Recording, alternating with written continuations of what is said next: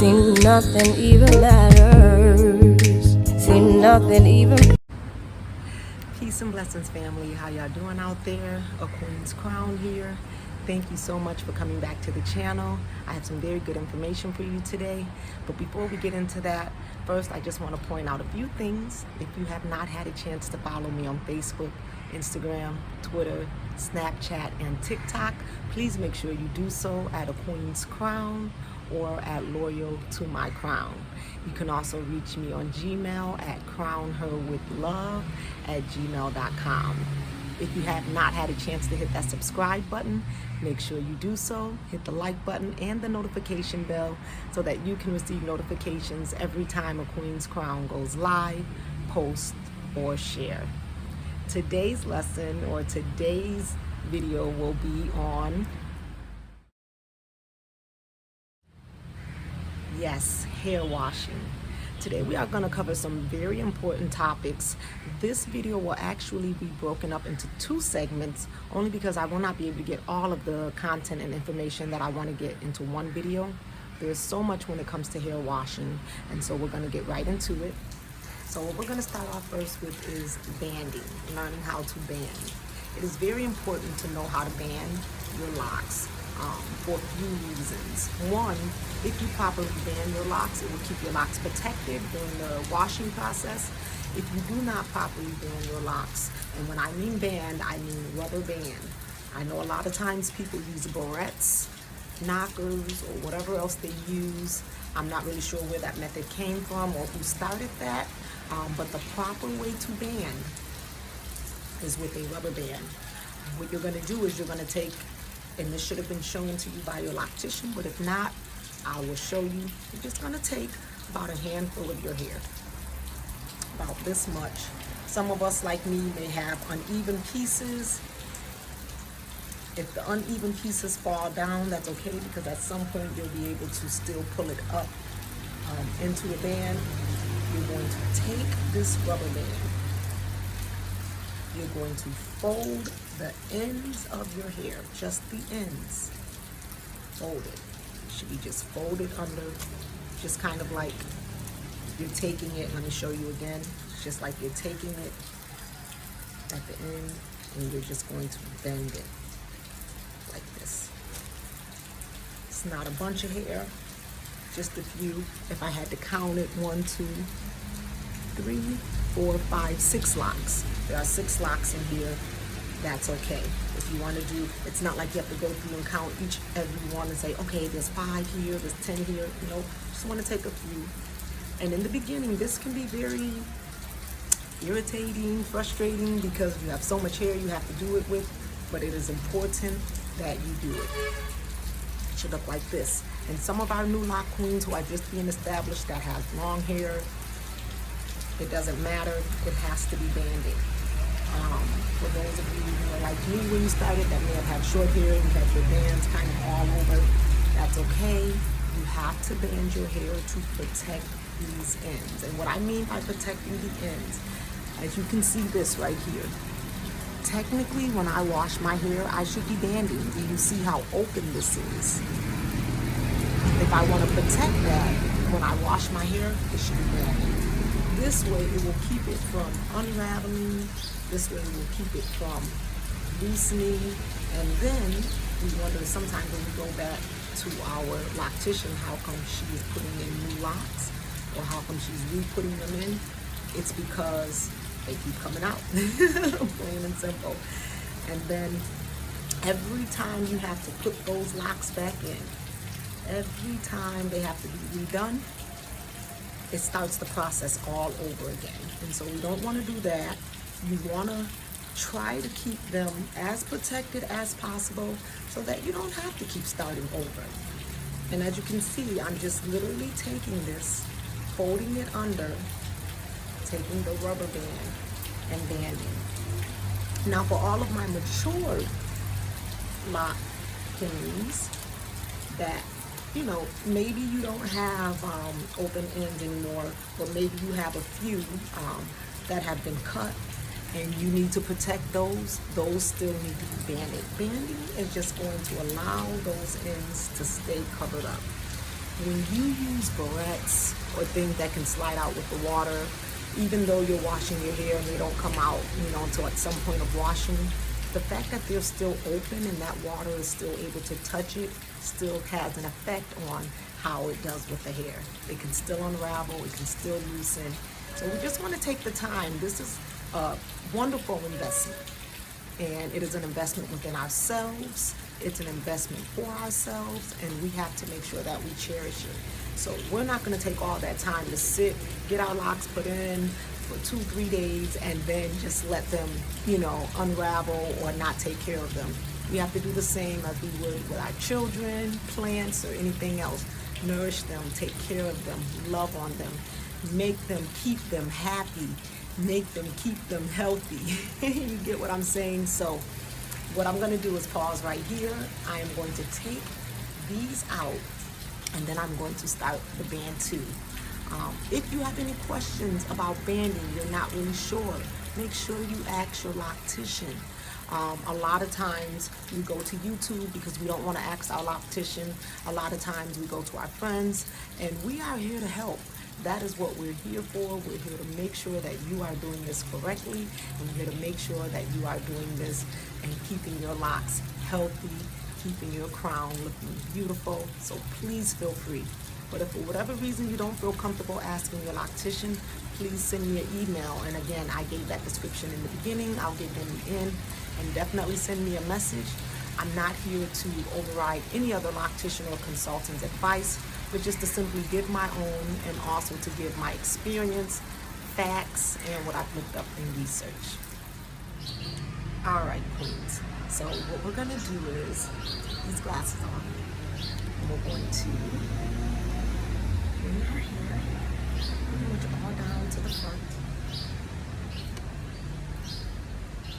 Like this. All right, so you'll see it looking like this, and it'll be pretty much just on.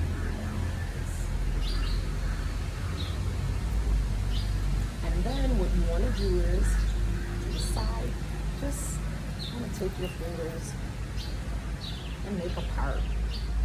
Kind of feel through. Make a part all the way around. Bring it all the way down, so that you pretty much have your hair in 2 sections. Almost like, remember when we were kids and our parents would do our hair with one ponytail back here and then one ponytail up here at the top. So you have 2 sections. And then what you're gonna do is just take this section. If you need a rubber band or something to keep your hair separate, you can put a rubber band in the back. If your hair is long enough and you just wanna kind of wrap it to put a bun in the back, you can do that, just to keep it out the way. And a lot of people use clips and things. You do it like this. It'll just, keep it out the way so that you're not pulling hair from other places to mix in with this hair. And keep in mind, guys, this is a hairstyle all by itself. This hair to the side with a bun. And that is our hairstyle for the day. All right, so what we're gonna do is, we're gonna take a part. I'm just gonna part it on the side.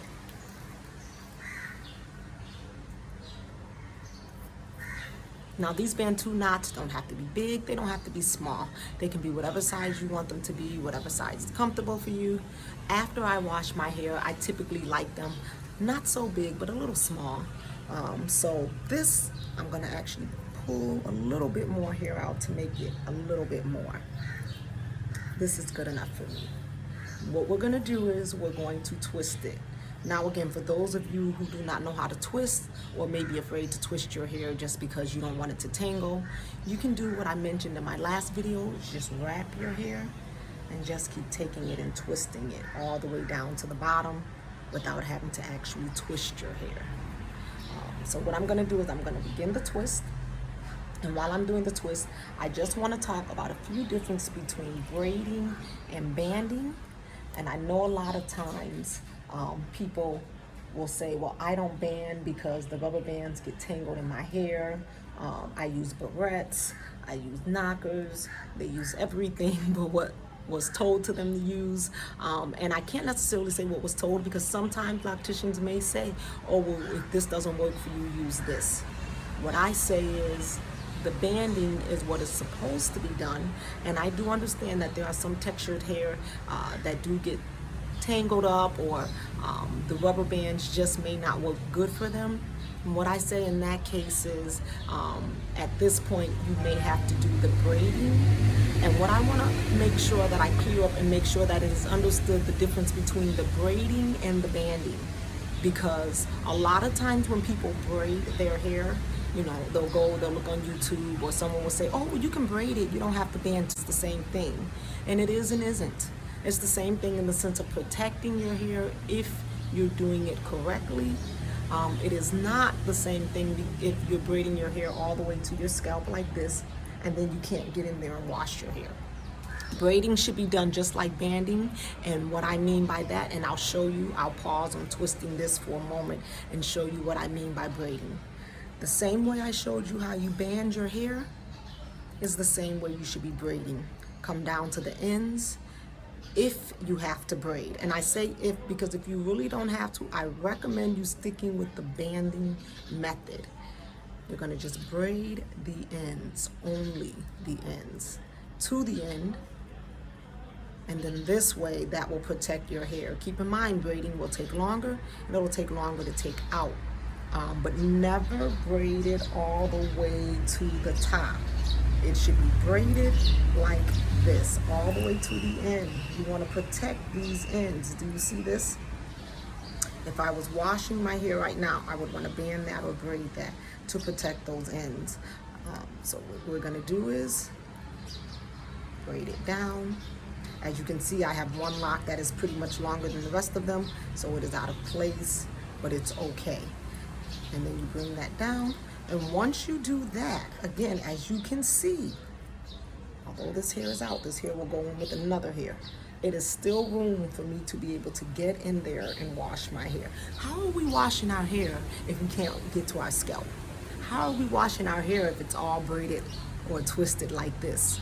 There's no way that we're getting in and getting it real good and clean and putting those fingers through and moving our hands around like that if it's braided like that. You understand what I'm saying?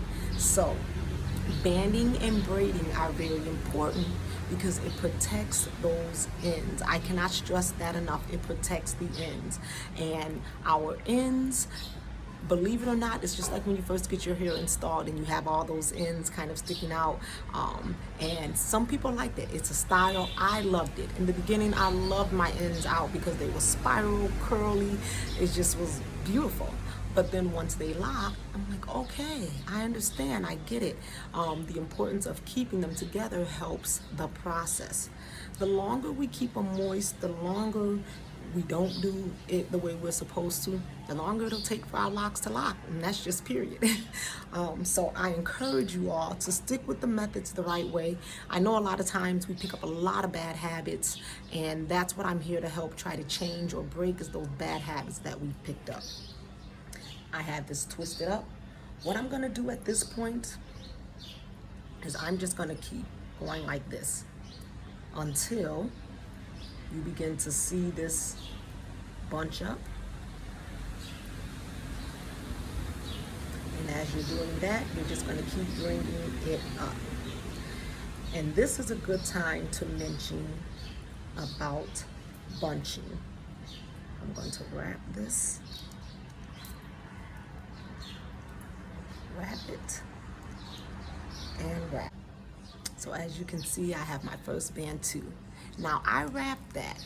If your hair is not long enough to wrap it, take a rubber band. You're just gonna put the rubber band on it and wrap it in. Wrap it however many times you need to keep it secure. And you're gonna take your next piece, part it, again, however big or however small you want. If you want some big, some small, do it however you want. Now, what I want to talk about is bunching. A lot of people don't even know what that terminology is. They've never heard of it. They'll see their locks doing this thing, but don't really know what it's doing. I'm gonna see if I can find I just cut some of my hair, so I have a lot of loose ends. But for example, let's take a look at this lock. Now, as you can see, it may look a little brown because at one point in time I had color, which me personally, I probably would never do again because it caused a lot of problems for my hair. But you see how this is open. Bunching would be if this hair here is open, but then it's literally doing just what I'm saying, bringing it up and it's beginning to bunch here. Then you'll notice it's bunching here. It'll just start bending. It'll be all kind of awkward, and you'll notice your hair will have knots in certain places. It'll look like this in certain places. That is what's considered bunching. You want to make sure you protect. If you notice bunching and you don't know what it is, consult your loctician immediately. Bunching is not good. Sometimes bunching happens and it is out of our control, but you still can fix it.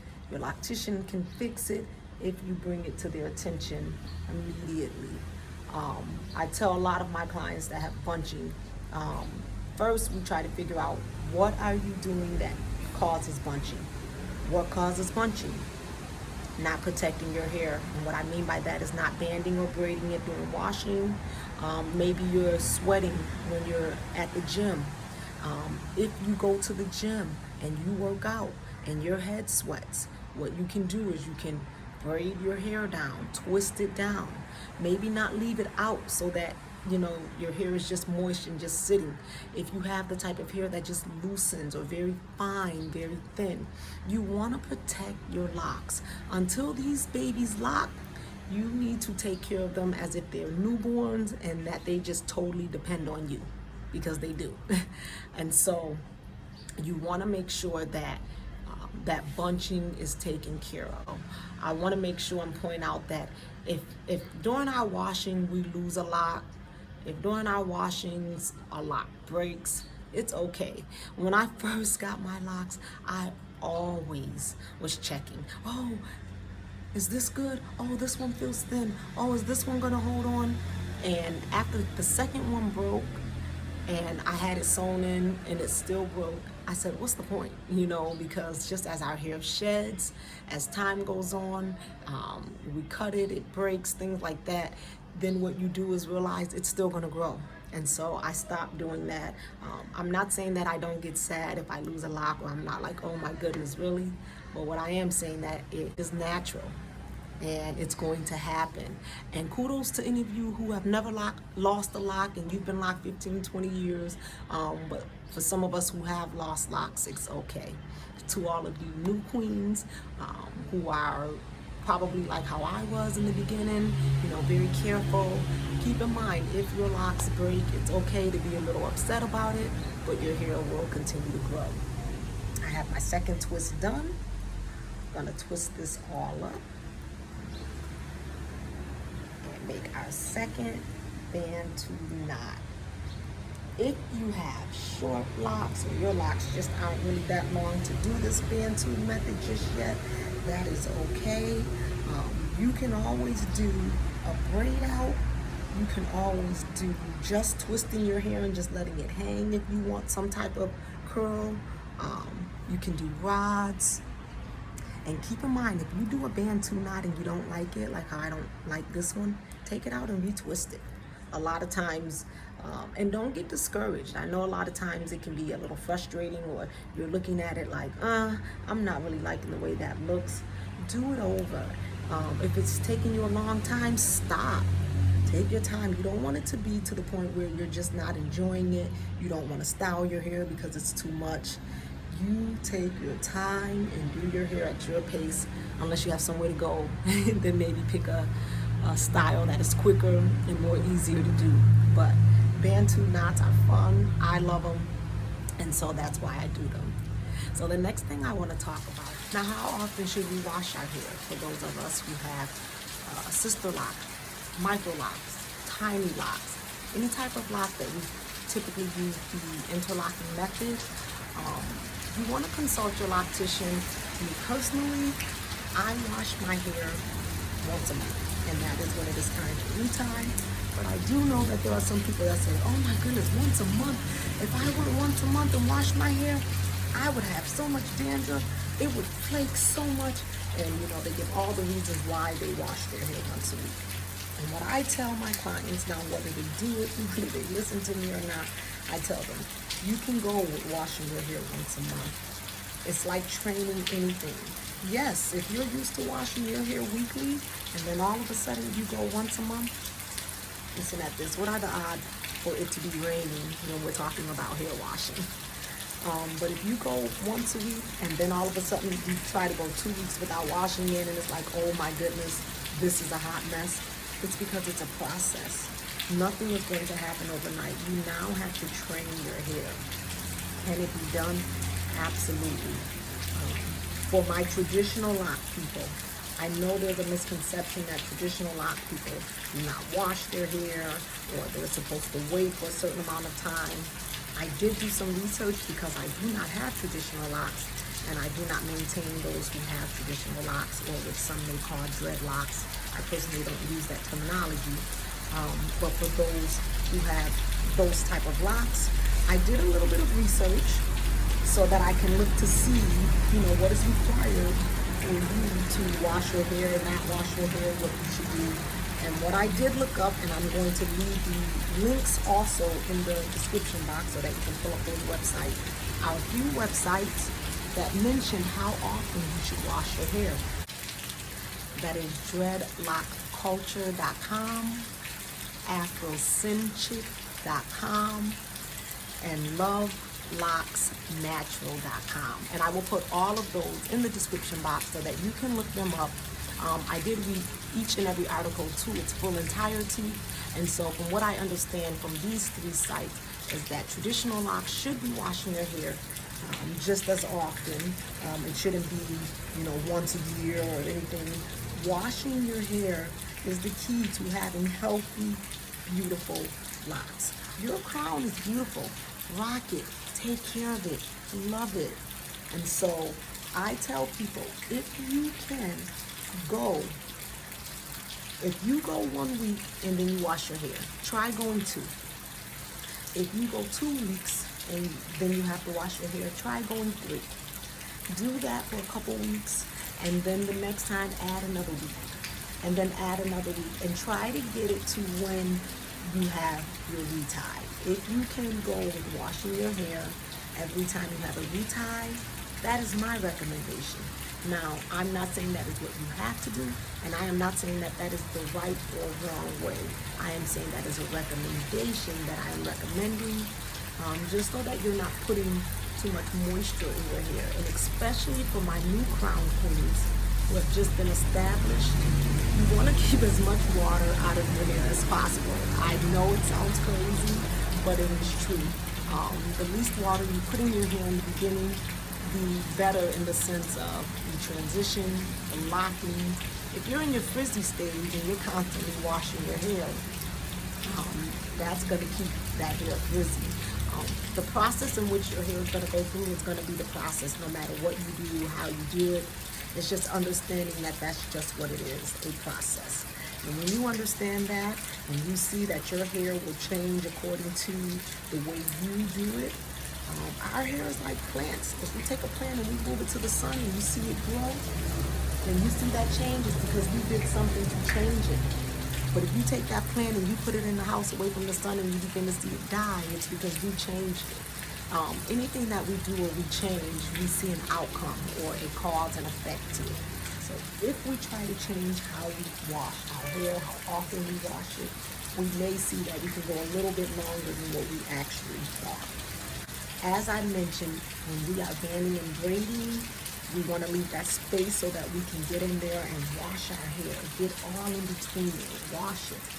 And the reason for doing that is we're cleaning our scalp, and we want to make sure that we're very gentle with our locks, especially our new lock queens.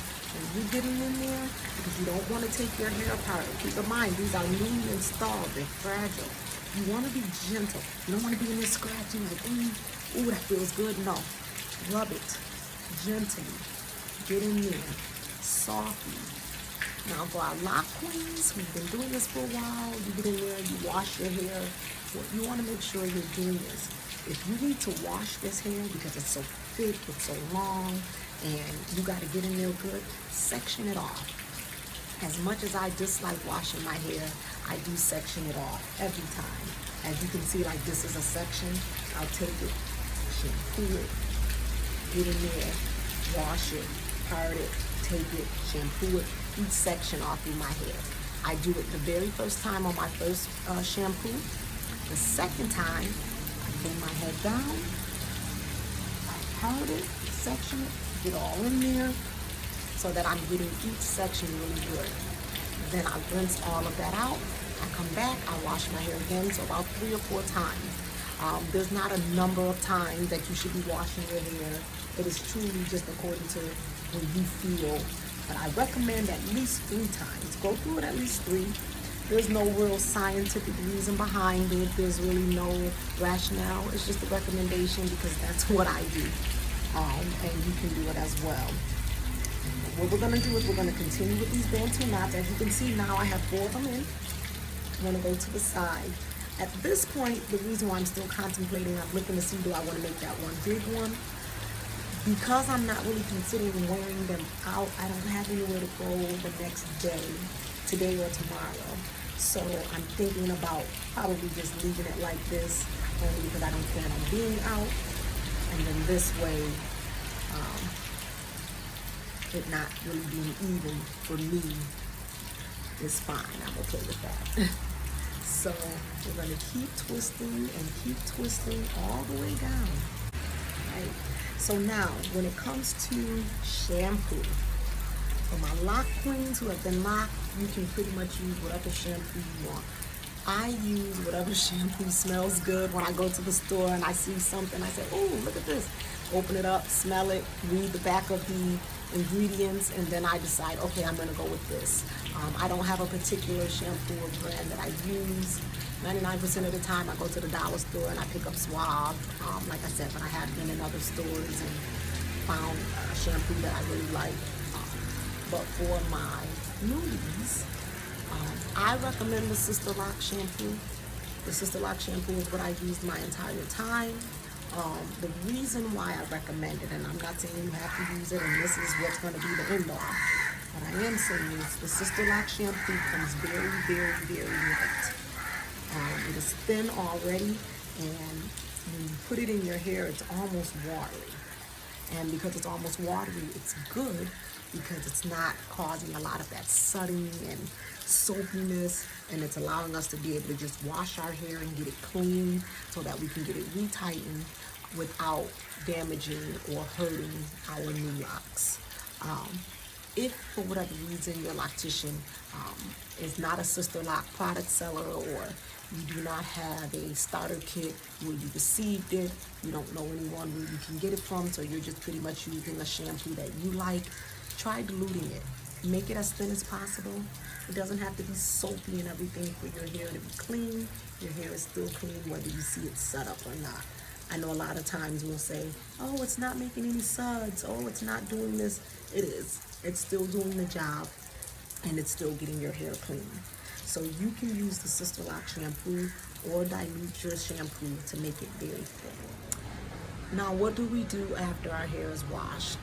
For all of my new queens who have just been established, at this point you're going to take your rubber bands out or your braids, whichever method you used. And then for those of you who are matured lock, or my matured lock queens, at this point, if you are someone who conditions your locks, you will condition it. I always tell people, just read the back of the labels to see how long you should keep the conditioner in, if it's a leave-in conditioner or washout conditioner. I know some people are not sure if they can condition their locks or not, but once your locks are locked, you can condition it. You can pretty much resume your hair washing techniques that you used prior to, and what I mean by that is not going back to washing your hair once a week or every other week, but in the sense of just washing your hair without banding or braiding, conditioning it. You can go back to that regimen.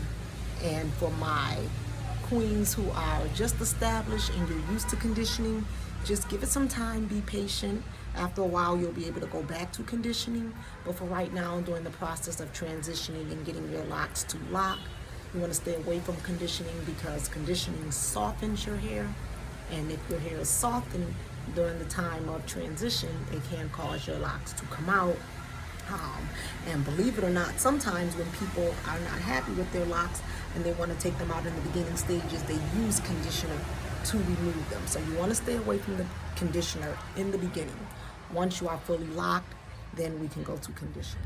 We will pause this part 1 of hair washing and I will continue in a part 2 video. But before we go, please remember, if you are not following me on Facebook, Instagram, Twitter, Snapchat, and TikTok, please do so. Also hit that subscribe button, the thumbs up, like button, and the notification bell so that you can receive notifications every time a Queen's Crown goes live, post, or share. I'll see you in the next video. Amani na upendo. It's the vibe for me, it's your vibe for me. Do you see me out there vibing freely?